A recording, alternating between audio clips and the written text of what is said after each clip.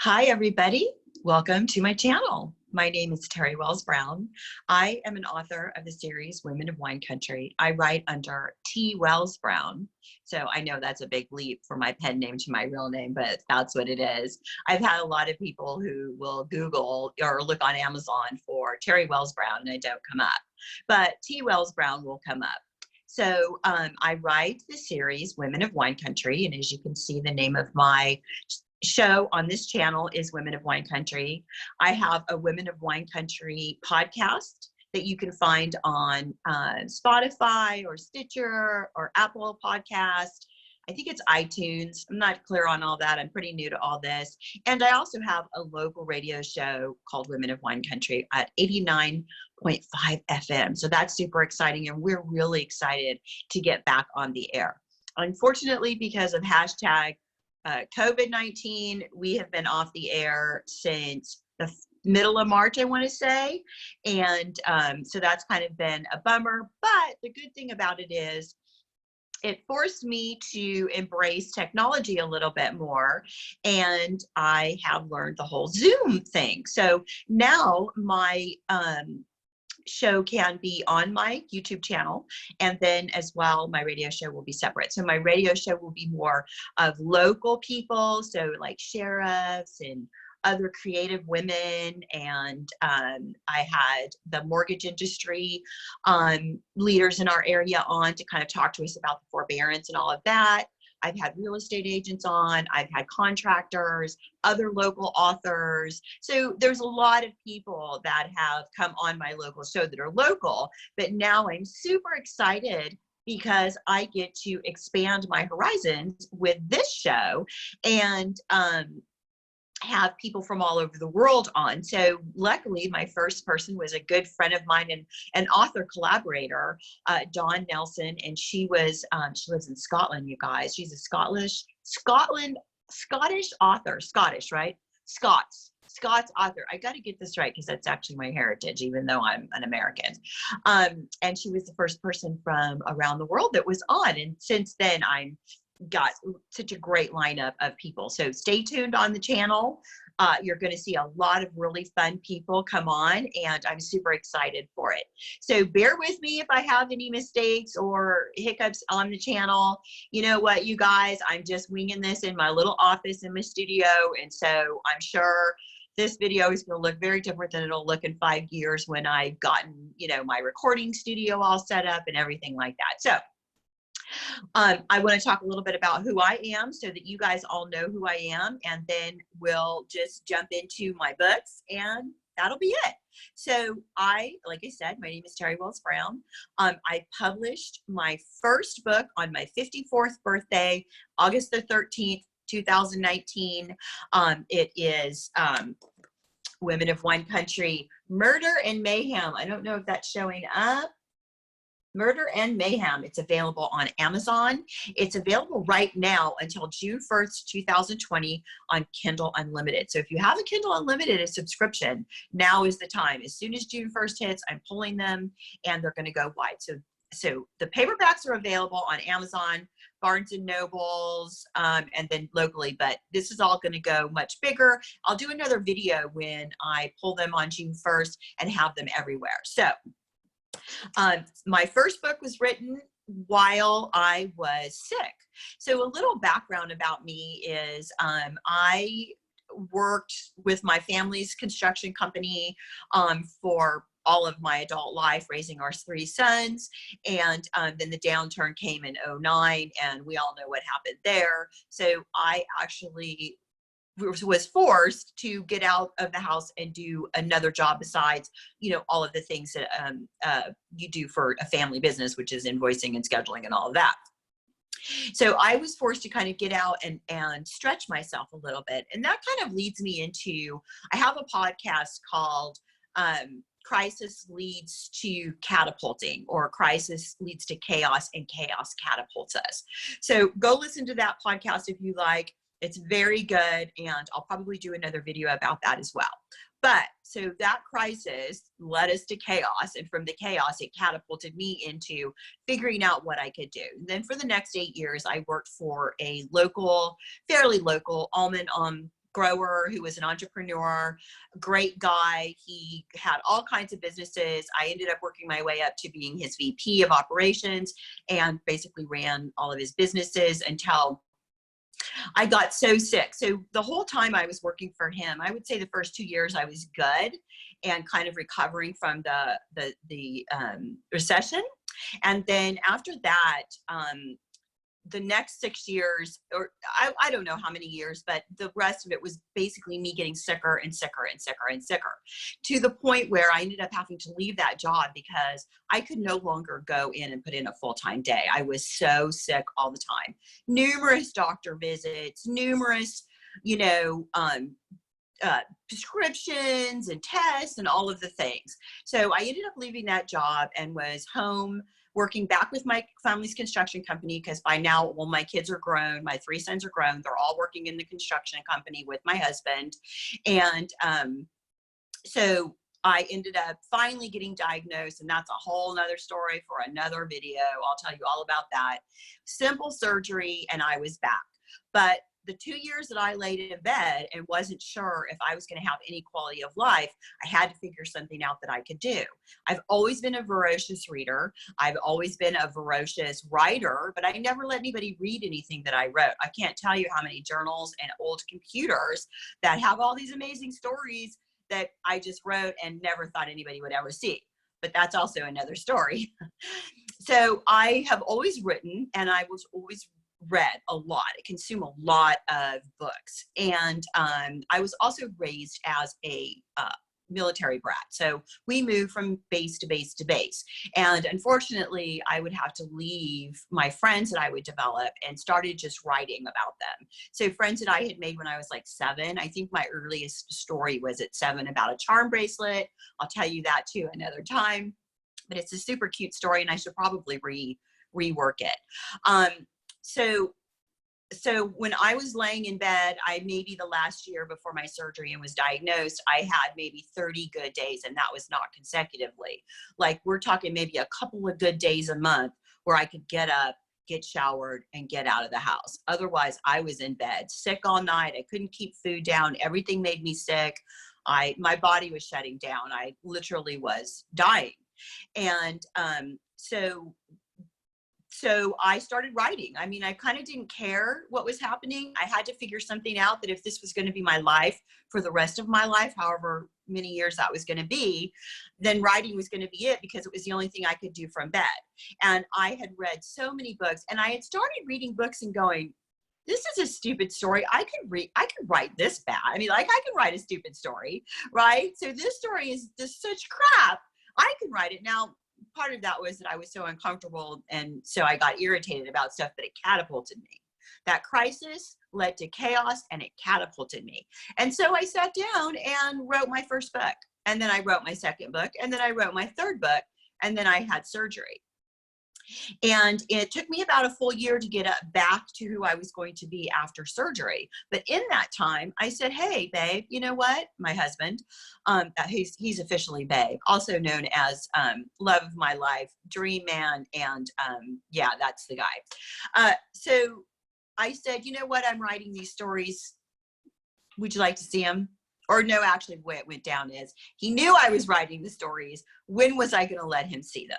So I finally just let him read a couple of chapters, because what the heck did I care? You know, I don't remember exactly if it was before surgery or after surgery, but I was kind of like had given up a little bit, and I didn't care. I didn't think I was going to be, it must have been before surgery. I didn't think I was going to be around that long. And so I just let him read them. And I will never forget, you guys, he had tears in his eyes when he looked at me and said, who the F are you? He actually said, who the F are you? But he said the real word. You can write. That's what he said to me with tears in his eyes. We've been married almost 30 years, you guys. And at that point I was like, I can. And he said, you can write. This is what you should be doing. Now, I've done a lot of things in my life. I've owned companies, I've run crews, I've been a executive, I've traveled all over. I've done a lot of things in my life. I don't regret any of it. have a few regrets, but nothing big that led me to who I am. And so when he said that, and I knew how much I loved writing, I decided, what the heck, I'm going to just go for it. And I started getting better and better. Then I had my surgery. I'd already written the 3 books. I needed to figure out how to put them together. The Women of Wine Country has a whole other story. So that's another story I'll do another video on, how I came up with Women of Wine Country in the series. And so I wrote these 3 books. So I decided I was going to name them Women of Wine Country. They needed to be a series. I started investigating the business of authoring because now I knew how to write. I needed to learn how to write really well, a compelling story that not just my husband was going to like to read or my friends, but people who didn't know me. And then I also needed to learn the business of authoring. And that is one of the things that I've been able to bring to my endeavor, is that I understand business, I understand marketing, I understand all of that stuff. For a creative point of view, I used to have a business called European Wall Design, ran a crew of girls, so I understand creativity and how it needs to be marketed. So so that's how I started writing. And there's another video on my channel, and it has a voiceover. It's my first release party. It was August 31st. It's my first book release party, and it was a great success. I was hugely excited. I woke up that morning and just prayed to the Lord above that I would have 25 people show up. I had over 200 people show up.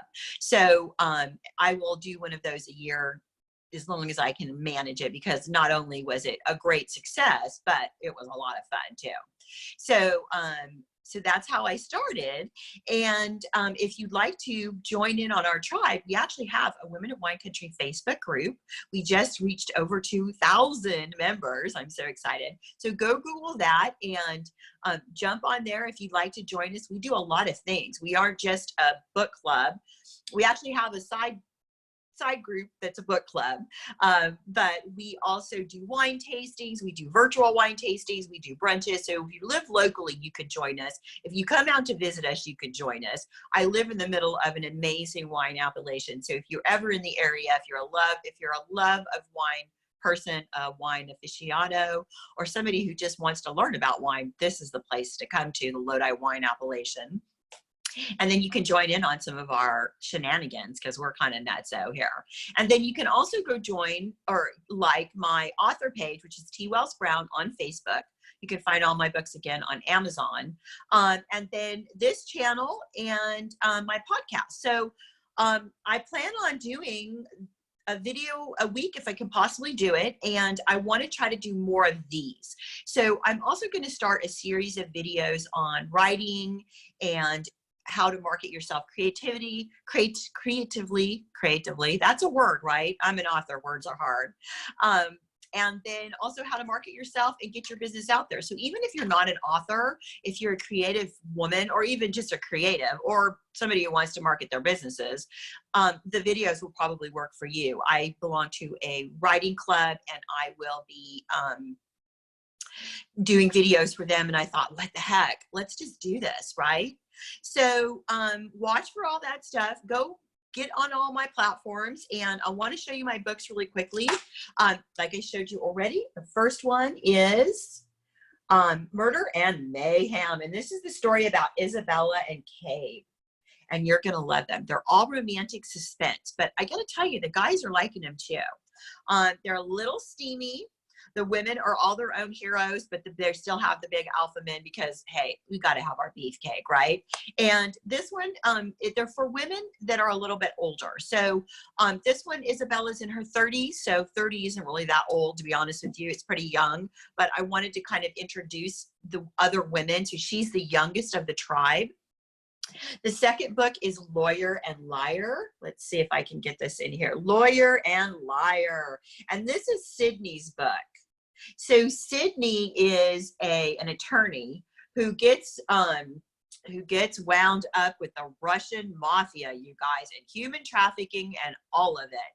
This is super suspenseful and probably my favorite book so far. I love all my books. And my first book will always be my first book. It's kind of like your child. Your first book will always be your first book. Even if you write better books, your first book's still your first one. It's that sense of accomplishment, because writing books are hard, girl. Let me tell you, writing books are hard. So Sydney is Lawyer and Liar. See if I can get it back in there. Lawyer and Liar, and she's a dynamo. Like, you don't want to mess with Sydney. Whoops, I just knocked everything down. Let me see here. Way to go. First video on my own, right? And then my third book that just came out, see if you can see it. It's hard with this background. It's kind of difficult to see. Beauty and Betrayal. And this one is about a woman my age. She's in her 50s, and she has gone through a major transformation. She raised her children, built her businesses, and had a long time marriage that didn't work out, and really had to take a hard look at herself and see what she was doing. Now, I have to tell you, I had a local gal who's in her 30s read this book and got inspired. She has a local clothing boutique, and it actually changed how she was doing her business. So that kind of made me really happy. There's a lot of business in all of my books, because let's face it, nowadays, you're not a well-rounded woman unless you have something else you're doing. Yeah, we've got our houses. Yeah, we've got our husbands. Yeah, we got our kids. We got our pets, all of the things. But what do we have? Like, what do we have that makes us an individual? It's not just what you do for others, but what you can do for yourself, right? So all of my books have that. She was a mother. She was a wife. She's a fur baby mommy, just like the rest of us are. But you know what? She also needed to have some things of her own. So it's quite a fun journey. This one's bad guy is really bad, and I really dive into the bad guy quite a bit. So I just want to let you know that the bad guy is really bad, but you'll be happy with how it ends. You'll be happy with how all my books end. All of my books empower the women. My female leads are feminine. They're girly girls, and but they are, even if they don't start out independent, they find their independence, and they always save themselves. Even if they have help from other men come in, and all the alpha male and all of the, we love to be swept off of our feet, because we do. We love our big strong men. There's nothing wrong with that. But I want the women who read my books to feel empowered. And I hope that I give that to you. That's what I hope. And I'd love to get some feedback from you if so. You can email me at twellsbrown@gmail.com. You could go sign up on my website, www.womenofwinecountry.com, and watch for my books. So I hope you enjoyed the video. I'd love to get some comments below. Subscribe, hit the bell, so that you know when I have a video uploaded. And I'm excited to be here. I'm excited to be doing this, and I hope this works out. Okay, everybody, stay safe, stay sane, and I will see you later. Bye-bye.